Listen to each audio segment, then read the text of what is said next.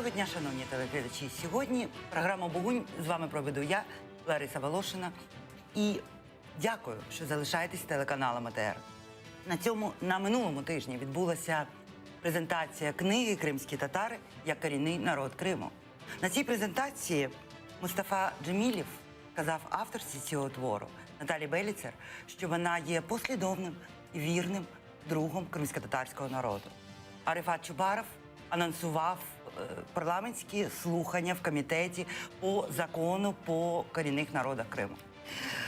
У нас сьогодні в студії пані Наталі Беліцер, експерт Інституту демократії Пилипа Орліка, і Ігор Семіволос, директор Центру дискусійних досліджень.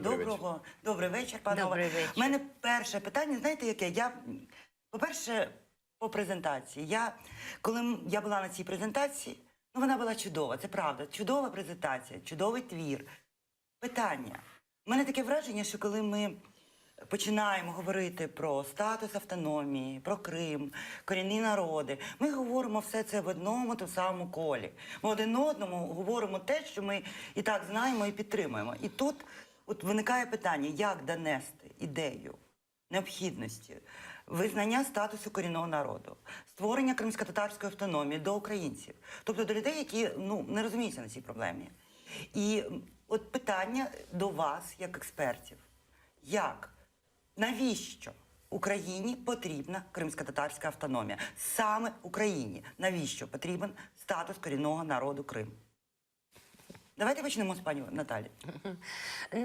На цю тему можна дуже багато казати, але мені здається, по-перше, що в суспільстві зросло розуміння не просто симпатії, підтримки до кримсько-татарського народу, але й якогось усвідомлення, що може дійсно в інтересах і держави, і українського суспільства надати відповідний статус нарешті кримським татарам і переформатувати цю де-факто російськомовну автономію в цілком легітимну автономію корінного народу Криму, у якого, як відомо, немає ніякої іншої батьківщини, якому нема де зберігати свою ідентичність, розвиватися, і який довів свою не просто лояльність, а багато хто з лідерів просто в дуже високу ціну заплатив за те, що вони залишилися вірними Україні, незважаючи на шалений тиск, і не тільки тиск брутальний, а й намагання залучити на свій бік. Пані Наталя, в вашій книзі, ми знову говоримо про те саме.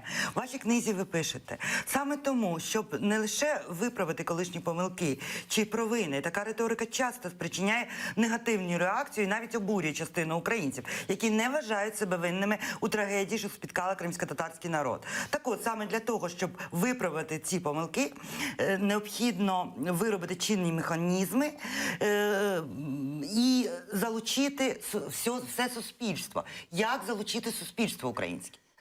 Тільки інформаційною просвітницькою роботою. Тобто, ми дуже високо оцінюємо вашу зацікавленість, але цього недостатньо. Треба, щоб провідні, популярні канали цю тему піднімали. Треба працювати в двох напрямках. Цільові групи decision-мейкерів, в першу чергу депутати і держчиновники, які, на жаль, скажімо так, м'яко, не дуже обізнані з конкретикою цієї теми, ні що таке автономія. Треба працювати з правими політичними силами, які досі вважають майбутнє Криму тільки звичайна область. Слухайте, давайте скажемо, як є. Або український, або безлюдний. Це жах. Коли вони це говорять, було вони давно, лякають всіх. це було у 90-х, такого гасла вже немає. Але, оці безпідставні побоювання, подолати їх можна тільки роз'ясненням, чому вони безпідставні, чому це в інтересах України. І мені здається, що саме тепер, на тлі трагічних подій, пов'язаних з окупацією і анексією, ну, стає очевидним. Якби не прогавили свого часу надання такого статусу, дуже сильні позиції України. Бо в такому всесвітньо відомому, авторитетному, переконливому документі, як Декларація ООН про права корінних народів, абсолютно чітко сказано: ніякі військові дії, до яких відноситься окупація і анексія, неможливі без усвідомленої згоди корінного народу, який проживає на цій території, висловлену через його репрезентативні органи. Тобто ви розумієте, що якби був Не було би легалізований Меджліс свого часу, то перше, чи давав Меджліс згоду на зелених чоловічків, на те, що Путін визнав, що ми таки ввели туди війська і з їх допомогою цей переворот? Ну, це зрозуміло. Пане Ігорю, от до вас питання, тому що все ж таки, що говорити українцям? Як доводити, що автономія і статус потрібні саме їм, саме для української державності? Ну, бачите, справді проблема є. Ви абсолютно праві, коли говорите про те, що ця дискусія відбувається в доволі вузькому колі. І люди, переважно ці фахівці, ті, хто давно обізнані цією проблематикою, їх переконувати не потрібно. Але для переважної більшості населення ця тема абсолютно нова, і часто ми стикаємося з однією дуже серйозною проблемою, що є певне таке пострадянське мислення переважної більшості людей, які вважають, що якщо десь прибуває, то десь убуває. І кожного разу, коли виникає якийсь новий статус, одразу сприймається це вороже. Да? Вороже, тому що люди думають, що у такий спосіб, значить, можливо, у них якийсь статус, щось відберуть. І словами тут просто дуже важко, скажімо, довести протилежно. Да? І я думаю, що єдиний спосіб, звісно, я абсолютно підтримую пані Наталю, коли вона говорить, що необхідна широка пропагандистська роз'яснювальна робота.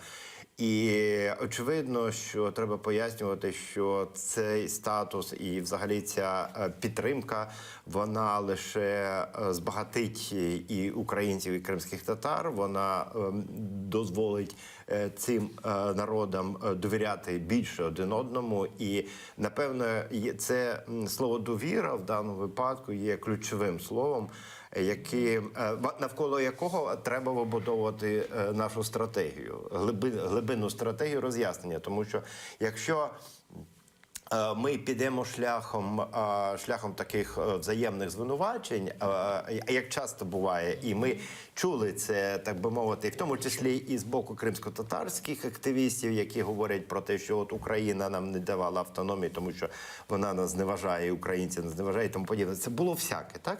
Якщо ми не підемо шляхом таких коротких стратегій, коротких тактичних якихось рішень, а будемо вибудовувати глибинну стратегію, то тоді, я думаю, що ключовим словом має бути розбудова цієї довіри і зміцнення довіри між цими двома ключовими народами України, і щоб кожен, і кримські татари, і українці розуміли, що розбудова кримсько-татарської автономії на користь всім народам, які мешкають і в Україні, і мешкають в Криму, як складової частини України. Знаєте, я згадала, є в психології такий певна теорія, і вона підтверджується фактами, що як діти і дорослі роблять вибір. Дитина завжди, маленька дитина, коли вона обирає, їй дуже складно, бо коли вона обирає, постійно думає про те, що вона втратить. Тому неможливо, велика машинка, маленька машинка, лялька, цукерка або шоколадка, це просто жах для дитини. Кожен раз, коли вона робить вибір, в неї починається жах. Доросла людина завжди думає про те, що вона отримає. І так вона робить вибір, і дуже просто, вона приміряє на себе. І от цей момент, Україна, в якій існує кримсько-татарська автономія, яку ми хочемо, насправді, з правами корінного народу, з представницькими органами, з квотами, що отримає Україна? від цього? Знаєте, я би сказав, я би почав з іншого трошки, тому що те, що ви описали, це, так би мовити, зовнішня частина. Тобто це, умовно кажучи, те статусні якісь певні речі. А я би хотів говорити про правила гри. І якщо, умовно кажучи, будуть напрацьовані, що, власне, ми можемо зробити зараз, не пустившись з берега, а тут на березі, розробити такі правила гри, які будуть відповідати і інтересам і українцям, і кримським татарам, і завдяки цим можна якраз показати іншим, що такі українці, кримські татари можуть виробити ці правила гри. Правила гри, в яких виграють всі. А Ви маєте гра з не нульовою сумою. Так, я маю на увазі гра з не нульовою сумою, тому що поки люди звикли саме грати в гру з нульовою сумою, і це велика проблема. І мені здається, що тут немає простих рішень. Якщо ви думаєте, що завтра можна вигадати таку гру, то вона буде приречена на поразку. Це можна лише виробити спільними зусиллями шляхом обговорення. І тут важливо, коли кримчани, кримські татари, українці домовляються між собою, в тому числі про правила гри, які будуть потім в Криму після звільнення і деокупації. А якщо цього не буде, то будь-які заяви, будь-які статуси, вони призведуть лише до зворотніх ефекту. Вони будуть лише руйнувати ту довіру, про яку я вам казав. Вони будуть лише змушувати людей триматися того, що вони мають. І от якраз оце буде дитяча поведінка, не доросла поведінка. Людини, яка зважує на ризики і готова довіряти іншим. Заради чогось можна більшого. додати. Я думаю, що тут дуже сильні аргументи, які тільки тепер стають доступними. Бо тільки тепер такі історики, як Сергій Граменко, як Гульнара Бекірова, просто показують всю попередню історію України, яка свідчить. Коли кримські татари і українці були разом, воювали разом на одному боці, перемоги вигравали. Як тільки вони починали між собою розборки, однозначний програш. І ці історичні уроки зараз дуже важливі для усвідомлення саме суспільством. Чому нам, українській більшості, треба не боятися не пересторогу якусь там міфічного кримсько-татарського сепаратизму, який нав'язували Це навіть не питання сепаратизму, це питання просто розділити. Ні, це питання сепаратизму. Ігоре, ви, мабуть, чудово знаєте, як кримське наше знамените СБУ разом з кримською філією Національного інституту стратегічних досліджень весь час посилала сигнали в центр, яка загроза від кримських татар.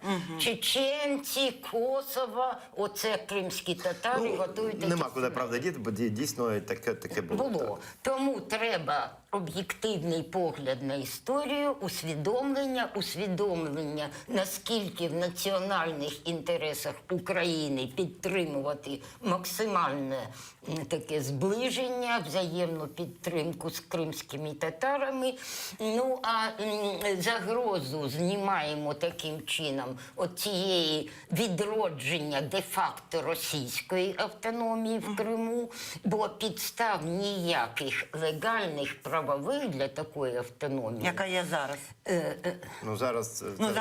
Ні, ми яка визнаємо всі тільки те, ці що є в роки. українському правовому Ви знаєте, полі. це така цікава був такий хід. У нас не національна автономія, адміністративно-територіальна, хоча це ніхто не знає, що таке в унітарній державі. Де-факто російська, щоб її не було, в унітарній державі Україна може бути тільки національна автономія корінного народу кримських татар, але є чудові розроблені, апробовані в демократичних державах Європи і не тільки механізми оцього узгодження інтересів основних етнічних груп. Згадайте той же Південний Тироль, де так такі вироблені і такі вже в деталях відпрацьовані механізми. Ну, от ми підходимо до цієї теми, вона така дуже слизька. Російськомовна більшість, проросійська більшість Криму. От те, про що постійно говорили, до чого постійно апелювали, бо не мов би кримських татарів небагато, а от більшість є більшість, вона буде проти, давайте послухаємо про російську більшість. І от зараз питання, ми чуємо насправді те ж саме зараз тут. Я дуже часто, коли я намагаюся пояснити від українських політиків, журналістів, я чую, ну ти ж, послухай, їх же небагато кримських татарів. А більшість, а що з нею робити? І от в мене питання, чи маємо ми зараз брати до уваги наявність цієї російської більшості, яка дійсно буде проти кримсько-татарської автономії, яка буде проти, яка проти тут, і до якої якраз апелюють до її волі і її думки, тут ті люди, хто блокують фактично ці питання. Я думаю, що якщо ретроспективно подивитися на цю ситуацію, то Київ впродовж всього часу існування незалежної України аж до моменту окупації, він, звісно, ключовим питанням, ключовою проблемою для Києва це була безпека. І Київ реагував лише, скажімо, скоріше на прояви якоїсь небезпеки. Він казав так: головне, що всередині Криму зберігався певний спокій, і ви всередині вирішуєте питання самостійно. Да? Тобто практично при мінімальному контролі Києві ключові чинники – це були безпекові чинники.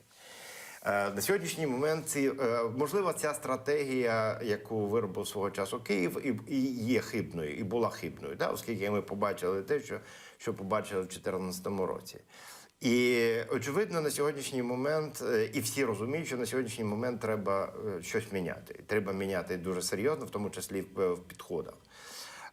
Ми бачимо певні напрацювання, які виникли ад-хок, можливо, але вони показали свою ефективність в Донецькій та Луганській області, у звільнених регіонах, як військово-цивільні адміністрації, які дозволяють Києву мати безпосередній вплив на прийняття рішень, скажімо, в цих областях. Щось подібне може бути, зрештою, застосовано і в Криму після звільнення. І це до певної міри може нівелювати цей негативний вплив цієї російськомовної більшості. А разом з тим, лише таких адміністративних заходів, я вважаю, абсолютно недостатньо. І нам необхідно думати вже зараз, які аргументи ми можемо запропонувати, в тому числі цій більшості, з тим, щоб вони не лякалися цього. Да? Тобто я розумію, це на сьогоднішній момент це виглядає як така певна фантастика, але давайте не будемо забувати, що процеси тривають, і далеко не всі процеси закінчуються перемогою Росії. Да? Ми бачимо, що по великому рахунку майбутня перемога все одно залишається за нами, і ми маємо готуватися, ми маємо бути готовими для того, щоб не зробити тих помилок, які ми зробили, починаючи з 91-го року. Так, можна додати, пані Лариса, мені здається, що ви трохи перебільшуєте і реальну загрозу, і побоювання цієї загрози з боку російськомовного населення Криму. Ми от разом з Ігорем понад 3 роки працювали в такому потужному проєкті «Кримський політичний діалог». Я особисто брала... Це до окупації? До окупації, да. Він якраз перерваний був окупацією. У теперішніх лідерів оцієї самозваної влади Криму і Сергій Аксьонов, і Шувайніков, і Цеков, і будь-хто з усіх сил підкреслювали, що ніякого сепаратизму, там один, що нам трохи більше б економічних прав, другий, нам би трохи більше культурних прав. І якісь акції ще більш радикальних проросійських сил. Просто в мене є світлини. Збирали вони мітинг Крим з Росією, Крим в Росії. На ньому прийшло рівно 4 особи. Тобто основне населення насправді політично пасивне. І лідери, теж Руське єдинство, яке взяло аж 3% на виборах в Криму останніх за часів України, не просто так даває інтерв'ю, намагалися, щоб чого не вийшло проти них звинувачень. Вони все ж таки орієнтувалися на реальний стан свідомості населення, яке зовсім не рвалося в Росію. Це також підкреслено і підкріплено фокус-групами серед молодих росіян, які Оля Духніч проводила, наша колега. Вони просто заявляли, ми не хочемо в Росію, нам там дискомфортно, коли ми їздимо, нас цілком влаштовує бути в Україні. Тобто це, знаєте, почуємо Донбас, та ж пісня, начулися. Але зміни відбулися, на жаль, негативні зміни відбулися. І пропаганда працює російська, і вона доволі потужна. І тому я думаю, що треба робити як мінімум поправку на вітер після цих 3 років окупації, розуміти, що люди все-таки там дещо змінилися. Да? Ми можемо бачити зараз репортажі, які роблять українські канали, і інтерв'ю з різними людьми. Є різні оцінки, але переважна більшість, ви абсолютно праві, пані Наталі, що люди пасивні, але вони приймають сторону більшості. Тобто, в даному випадку, я думаю, що нам не треба скидати з рахунків просто цю більшість. Нам треба розуміти, що ця більшість існує. Питання, що робити з цією більшості і як з нею працювати в сенсі ефективності цієї роботи і донесення тих ідей, тих меседжів і до цих людей. Тому що куди ж ми їх дінемо, справді? Ну, по-перше, так. Ви знаєте, У нас небагато часу, тому ми вже маємо завершувати. Я хочу наостанок спитати ось що. Те, що мені важливо. Дивіться, от дуже коротко. Ми постійно говоримо про те, що Україна бореться за Крим. Кримські татари – частина української нації, корінний народ. Це спільна боротьба. І ми говорили, що це необхідна спільна боротьба. І оця російська пропаганда, про яку ми сьогодні говорили, вона фактично сьогодні спрямована на те, щоб роз'єднати оцю боротьбу українського і кримсько-татарського народу. Але питання, якщо не буде автономії, якщо тут не буде підтримки цієї ідеї, кримські татари будуть відчувати, і вони вже відчувають себе зрадженими. Ну це ж правда. Це сильна теза дуже. Я чудово розумію, що проти цієї тези дуже важко виступати. І я, власне, не збираюся цього робити. Я знаю, що емоційно ми всі переживаємо за те, що відбувається.